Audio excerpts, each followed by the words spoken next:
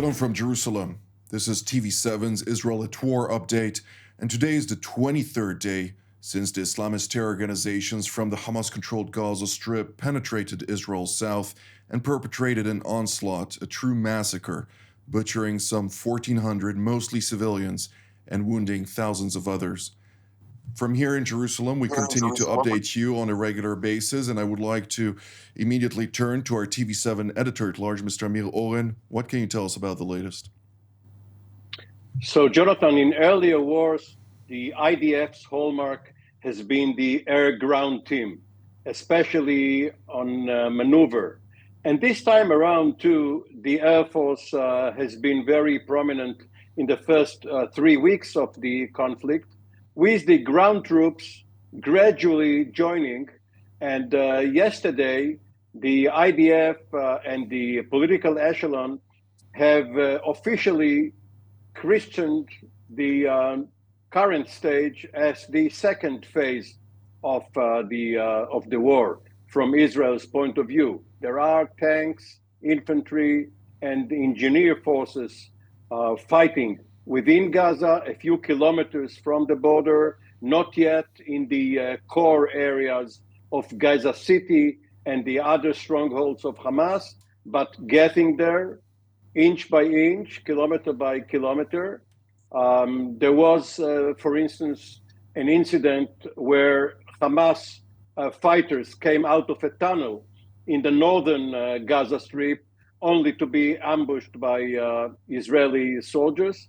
And simultaneously, we have had clashes on the northern Lebanese border.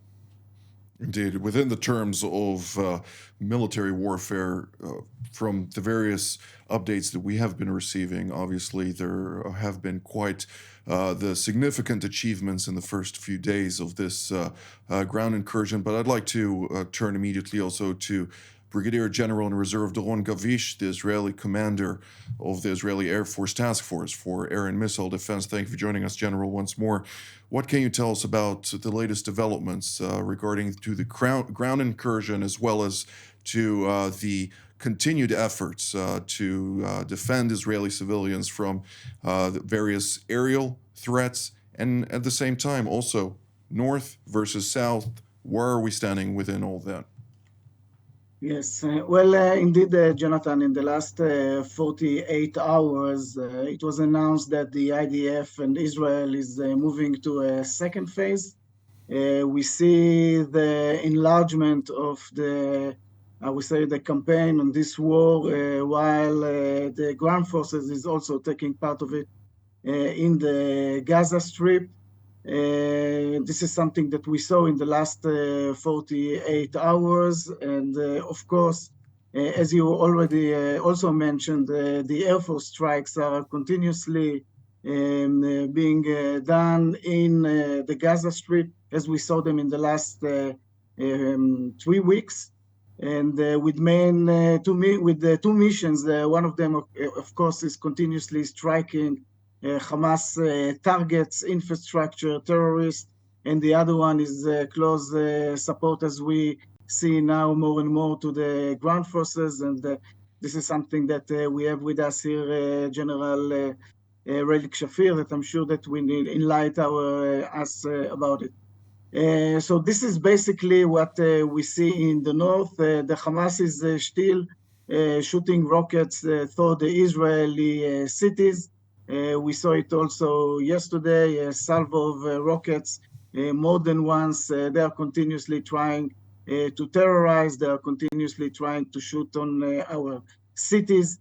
As we said, this is something also that was mentioned in the last few days. We see the Hamas infrastructure under the Shifa hospitals, very cynical use of the hospitals, mosques, and whatever they can, in only to use the population in Gaza as the human shields.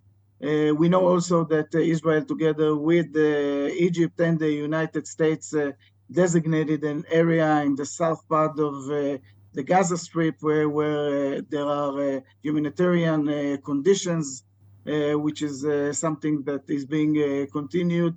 We are continuously asking the population in the Gaza Strip to evacuate themselves from the fighting areas. The Hamas is trying to push them back, and unfortunately, this is the situation. This is for the southern part. In the northern part, we are still under the war threshold with Hezbollah. We saw the Hezbollah during the last few days trying to shoot some rockets and some UAVs, some anti-tanks. But in all those encounters, we could see that the IDF is the one who is winning them. And on this tactic level, for sure, in the northern arena, this is what we are seeing in the last few days. So this is for that. But of course, we don't take any chances. We don't want to be surprised again. So the IDF is ready, also in the north, for all options that could occur in this area.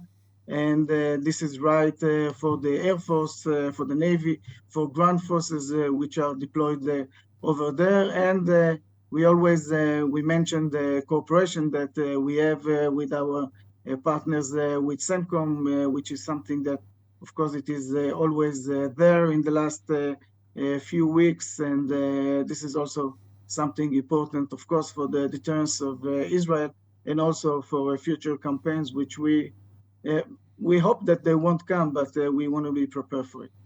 Thank you, General Gavish. I'd like also immediately to turn to Brigadier General in Reserve Relik Shafir, a former Israeli Air Force commander, as well as a fighter pilot, among the fighter pilots who were part of Operation Opera that included the targeting of the Iraqi nuclear reactor in the early 80s. Thank you for joining us.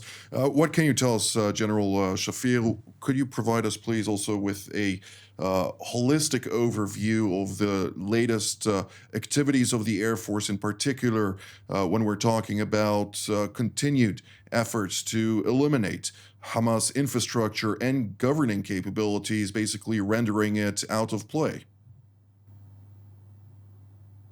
Well, let's start off with thinking about the ground troops who are trying to reach their targets in Gaza. And they have a wall of fire, so to speak, of fighter airplanes, fighter helicopters, Apaches, and unmanned vehicles with an ability to target ground troops and armor. And the most important thing is data and intelligence, because you would like to be able to deliver munition very close to your own forces, which is always dangerous.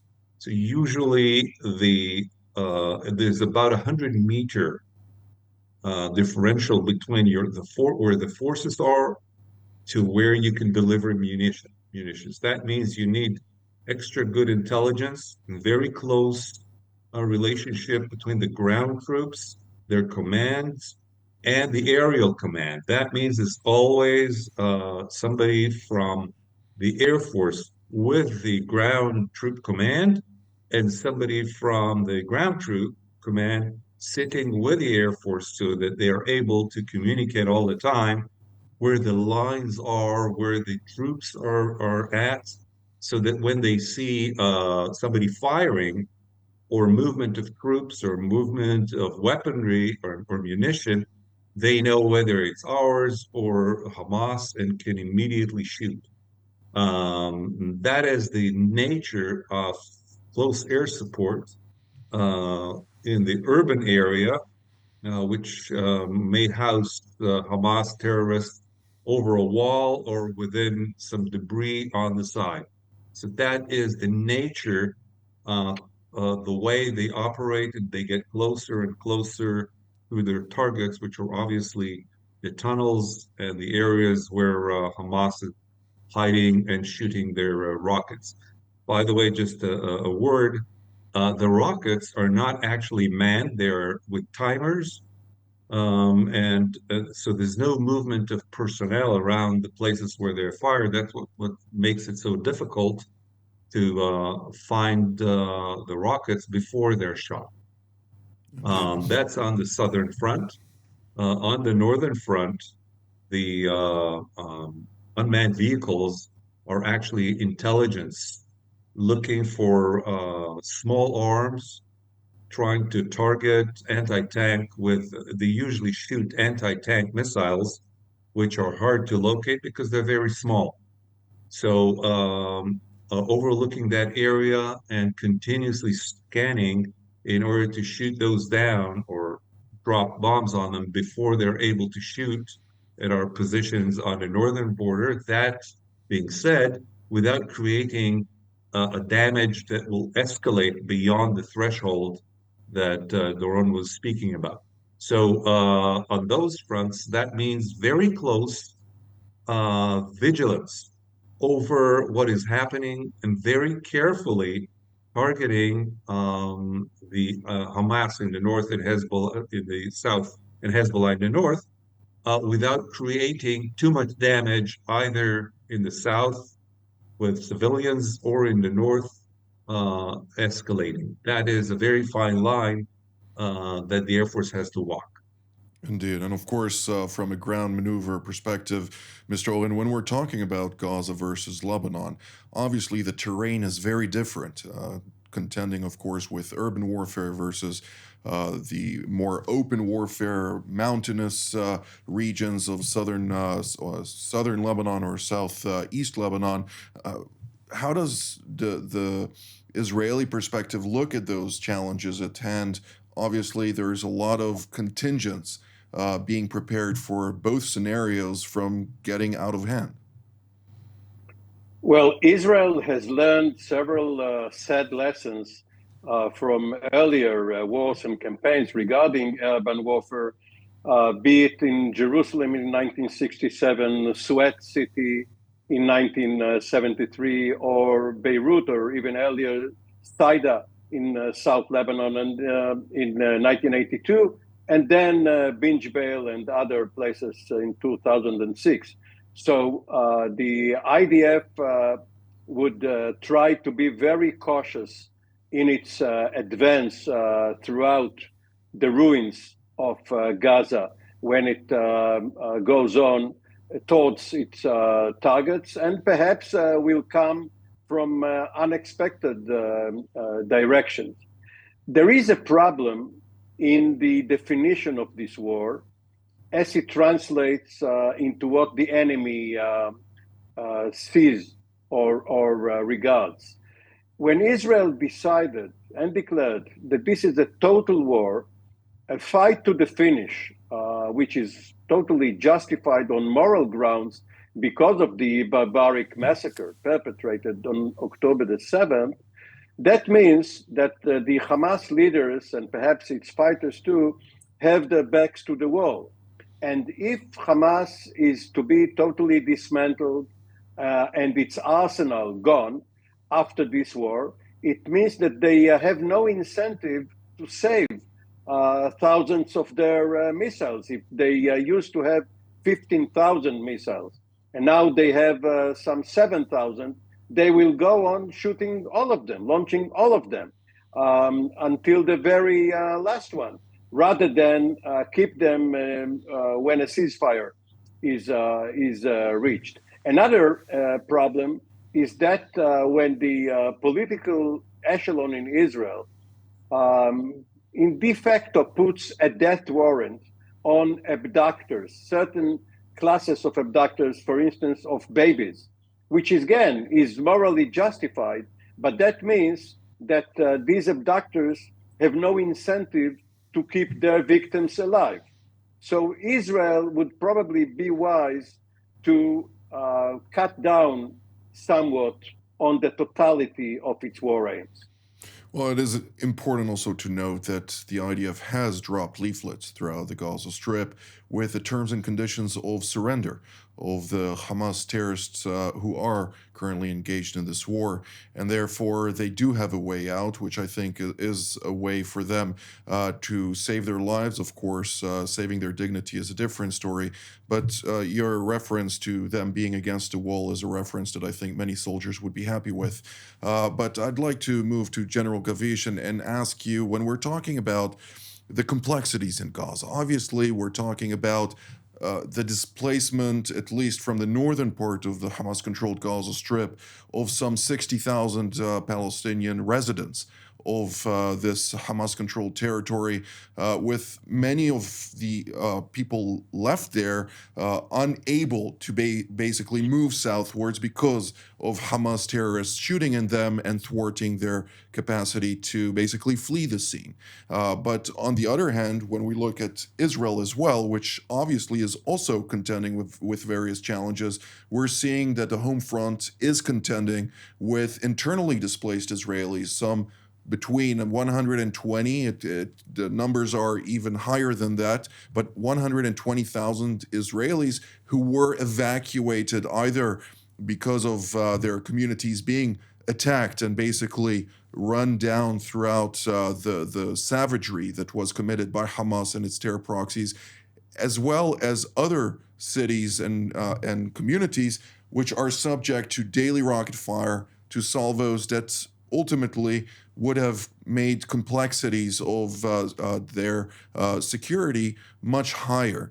How do you see this fine line between the humanitarian approach that the IDF is committed to pursue, and on the other hand, also the need to still wage war, as you and all or the majority of our panelists are also taking part in? Yeah. Well, Jonathan, I think you brought a very important point that I'm not sure that overall we are speaking about it enough. As you said, there are more than 100,000 Israelis that were displaced from their house, some of them from the Gaza Strip, but also from the northern part of Israel. And here, I think it is very important to say that us as a nation, and of course the IDF, we have a moral obligation toward those people that they could go back to their house knowing that now they are safe. And this is going back to the main goals of this war. With the fight with the Hezbollah, is eliminating the organization, its structure, and its military capability to bring back the hostages, and of course to allow the Jewish people on the north and on the south to live safely close to the border. So I think this is very important, and it is also very impressive to see them, those people that are in all kinds of hotels all over Israel, but they have the patience and they back up the nation and what is being done in this war. And I think this is super important for the resilience of Israel. The fight, as you said, is very complex. And I think what is worth to mention is that Israel, from a military point of view, is really using all the dimension of the modern warfare. And we don't want to go into the details, but it's basically all the dimensions. And one of the other things that it's worth to mention, and again, we talked about it before, we didn't rush to the ground campaign. The IDF took his time in order to prepare himself better, the coordination between the Air Force and the ground forces. And it was, as it was mentioned by General Relic Shafir, is very tight. We had time during the last 3 weeks even to prepare ourselves, to train ourselves. And this is something that we could see that is still being done, meaning that no one is rushing. It's being done very professionally, in the right pace. And this is, first of all, for the goals of this war, but it is also placed for the benefit of for the Palestinian civilians, because we are really trying to do our best not to hurt them. And then this is part of this professionalism of the military, the Israeli Air Force, and taking all the precautions which are needed, working under the international law. We are abiding to the war international way of fighting. So this is something that is being done all the time in all the cells, in the cockpits, in the tanks. This is something that is really taking in consideration, but we have to remember, we have a goal, and this is to win. We have to be very decisive. We did whatever we could in order to ask those Palestinians which are not involved to go to a safety zones. But if they would stay next to a terrorist and next to Hamas, they have to understand that they might, the consequences are there. But we are really fighting in a very professional, very decisive way, taking on the consideration everything that was just mentioned. I think it's also very important to highlight the fact that Israel still differentiates between Hamas terror operatives and Hamas supporters, since according to the latest polls, over 60% of the population in Gaza remains an ardent supporters of the Hamas movement, so-called. But nevertheless, Israel still differentiates because it does see this humanitarian plight as something that needs to be exhausted and pursued wholeheartedly. Nonetheless, I'd like to move to you, General Shafir, and focus more on the northern sector for this segment. When we look at the north, as you noted, and also General Gavish noted, we are still under the threshold of all-out war. And before a couple of days, we had also General Cohen here, who noted that if Hezbollah would attack Israel in Israeli territory, that would drag Israel. That would be the red line that would drag Israel into an all-out conflagration that would then turn the region into a multi-sector war. To what degree are we in the stage where this is genuinely a fine line of crossing from one side to another, considering the prospects of miscalculation are very high at this stage? I think the line is pretty thick, if I may call it so. We have no interest whatsoever in opening another front because a front in the north is a war with Lebanon. It's a war with, we're not going to do just with the missiles. And Hezbollah has hundreds of thousands of missiles aimed at Israel. That will surely cause damage. So not only are we considering now how to defend, and we have a lot of defenses up north, but a lot of forces are up north to thwart off Hezbollah from doing this. We have the Sixth Fleet stationed pretty close so that the Lebanese would, or Hezbollah, would think at least two or three times. But I'd also like to mention that, with all due respect to the naval forces there, the Hezbollah leadership should consider the fact that there are B-1s and B-2s with 25,000 pound bunker busters ready to be used by the U.S. Air Force. And they might have dug their defenses in the Dahya area in Beirut with a lot of concrete. But when they would meet the bunker busters, they might be in harm's way. So they should be very careful because this kind of a clash might involve the Iranians in different areas in the Middle East, starting from the Houthis in the south. We saw some signs of that with the Air Force shooting down some drones in the south. And we may see this from the north. We've also seen Israeli Air Force, so to speak, as published in the media, attacking shipments of munitions from Iran to Syria or to Lebanon via Syria. So this is an engulfing type of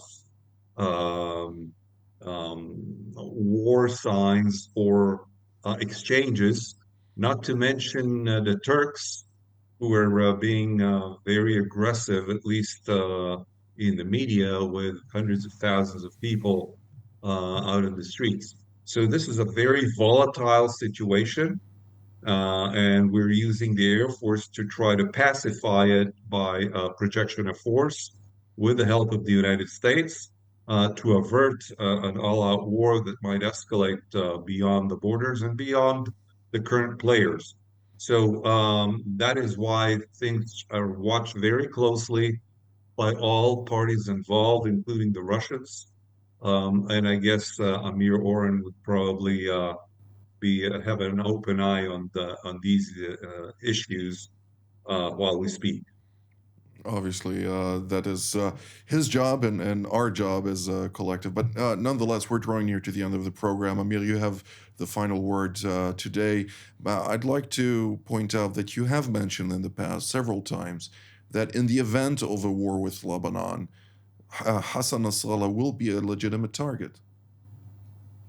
Yes, he knows that his head is on the line, which is why there is no incentive for this to be his last war. And one may say that this is one of the successes of this war. President Biden has set a definite goal of not expanding the conflict. And while Israel has expanded the incursion, the ground war, the conflict right now is still focused on Gaza, with some skirmishes on the northern border. So all in all, the worst scenario has not materialized. Not yet. Unfortunately, Jonathan, this. if I can add just two sentences, because I think it is really important to highlight it again and again. We see those rockets coming from the Gaza Strip, and Amir talked about it. And we have to remember that from the one hand, we have a very good defense from the air defense, from the Iron Dome, the kinetic interception of those rockets. But alongside with it, we continuously saying that this is not hermetic, and we ask the population to continuously going to the shelters and listen to what is being said by the Home Front Command. And this combination of kinetic interception from one side, but then going to the shelters, we see that it brought with it a very low number of civilians that were hit, although they shot already 7,000 rockets. So we would continue like this, and this is something very important to highlight. Absolutely, very important indeed. This is unfortunately all the time that we have for today's update. I'd like to thank initially General Gavish, Mr. Oren, and General Shafir for being part of today's update. And I'd like to thank all of you at home as well. I must also highlight that all of the people who are involved, including General Gavish, they are not part of the IDF spokesperson's unit. They are taking out of their war schedules to come here and of course, update you on the latest. And therefore, stay tuned. We will continue to update you with the latest. Until next time, from here in Jerusalem, Shalom.